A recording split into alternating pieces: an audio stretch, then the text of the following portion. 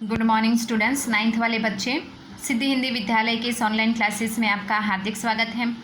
आगे वाले वीडियो में बच्चों हमने देखा था कि किस तरह से विद्यापीठ में रहने के कारण यहाँ पे जो महादेवी वर्मा है उनका स्वभाव कैसा था। तरह तरह के लोग, सांप्रदायिकता फिर भी देखने को नहीं मिलती थी। वहाँ पे सब लोग मिलजुल कर उस मेस में, उस हॉस्टल में और स्कूल में पढ़ाई करते थे।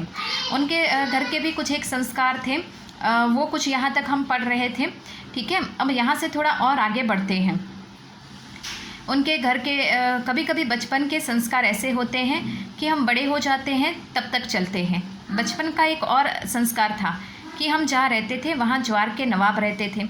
उनकी नवाबी छीन ली गई थी। वे बेचारे एक बंगाल में रहते थे, उसी कंपाउंड में हम लोग रहते थे। बेगम साहिबा कहती थी, हमको ताई कहो। हम लोग उनको ताई साहिबा कहते थे। उनके बच्चे हमारी माँ की चची जान कहते थे।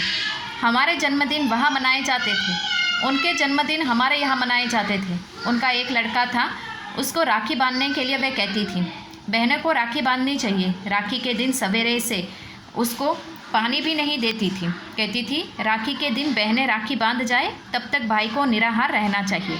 बार बार कहलाती थी, भाई भूखा बैठा है राखी बंधवाने के लिए। फिर हम लोग जाते थे, हमको लहरिया या कुछ मिलते थे। इस तरह मुहर्रम में हर कपड़े उनके बनते थे तो हमारे भी बनते थे। फिर एक हमारा छोटा भाई हुआ, वहाँ तो ताई साहबा ने पिताजी से कहा, देवर साहब से कहो वो मेरा नेक ठीक करके रखे, मैं शाम को आऊँगी। वे कपड़े वपड़े लेकर आई। हमारी माँ को वे दुल्हन कहती थी। कहने लगी, दुल्हन जिसकी ताई चाची नहीं होती है वो अपनी माँ के कपड़े पहनते हैं, नहीं तो 6 माह के तक चाची ताई पहनाती है। मैं इस बच्चे के लिए कपड़े लाई हूँ, यह बड़ा सुंदर है। मैं अपनी तरफ से इसका नाम मनमोहन रखती हूँ। वह प्रोफेसर मनमोहन वर्मा आगे चलकर जम्मू यूनिवर्सिटी के वाइस चांसलर रहे, गोरखपुर यूनिवर्सिटी के भी रहे। कहने को तात्पर्य यह है कि मेरे छोटे भाई का नाम वही चला जो ताई साहिबा ने दिया। उनके यहाँ भी हिंदी चलती थी, उर्दू भी चलती थी। यूँ अपने घर में वे अवधी बोलते थे। वातावरण ऐसा था कि उस समय की हम लोग बहुत निकट थे। आज की स्थिति देखकर लगता है जैसे वह सपना ही था। आज वह सपना खो गया। शायद वह सपना सत्य हो जाता तो भारत की कथा कुछ और होती। मतलब यहाँ पे उन्होंने कहा कि बचपन में एक घटना उनको और याद आती है। जो बंगाल के नवाब थे, एक टाइम पे उनका बहुत नाम था, लेकिन फिर धीरे धीरे उनकी नवाबी जो है बच्चों, वो नवाबी धीरे धीरे उनकी ख़त्म हो गई और फिर एक मामूली इंसान की तरह वो वहाँ रहने लगे। उनका बहुत ही बड़ा घर था। उसमें थोड़ी बहुत जगह थी कंपाउंड में, जहाँ पे गार्डन बनाया हुआ था। वहाँ पे लेखिका और उनका परिवार रहते थे। अब लेखिका जो थी वो हिंदू थी और ये बंगाल के ये जो नवाब थे ये लोग मुसलमान थे। अब जो नवाब की जो बीवी है, उसका बेटा है, वो उसको भूखा रखती थी रक्षाबंधन के दिन, ताकि यहाँ पे वो लोग जो थे वो हिंदू धर्म को भी मानते थे। तो लेखिका और उनकी बहन है वो राखी बांधने के लिए जाते थे।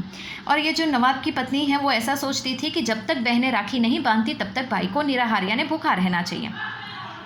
राखी बांधने के बाद ही भाई कुछ ना कुछ खाता है। यहाँ पे लेखिका महादेवी वर्मा और उनकी बहन राखी बांधने के लिए भाई को जाती थी। इस तरह से दोनों के धर्म अलग अलग हैं, लेकिन फिर भी दोनों एक दूसरे के त्यौहार मनाते हैं। लेखिका के घर पे यहाँ पे उसके भाई का जन्म हुआ। तो यहाँ पे जैसे कि हमारे जो रिश्तेदार होते हैं, रिश्तेदार नेक लेकर आते हैं, छोटे बच्चे का नामकरण करते हैं, तब उसके लिए कपड़े, उसके खाने पीने की बहुत सारी चीज़ें लेकर आते हैं बच्चे की। अब यहाँ पे लेखिका की जो माँ है उसके परिवार से कोई नहीं आया था। तो ये जो नवाब की जो पत्नी है वो क्या करती है, वो नेक लेकर जाती है और बच्चे के लिए कपड़े, खाने की चीज़ें, वो बहुत कुछ लेकर जाती हैं। और इतना ही नहीं, लेखिका का जो भाई है उसका नामकरण भी करती है और उनका नाम रखती है मनमोहन। यही बच्चा आगे चलकर वही नाम मनमोहन ही उसका रखा गया, बदला नहीं गया। बच्चे को नाम देने वाले लोग मुसलमान थे, दूसरे धर्म के थे, लेकिन फिर भी महादेवी वर्मा के घर पे उसी नाम आगे बढ़ाया गया और वो बच्चा आगे पढ़ लिख कर जम्मू यूनिवर्सिटी का वाइस चांसलर बना।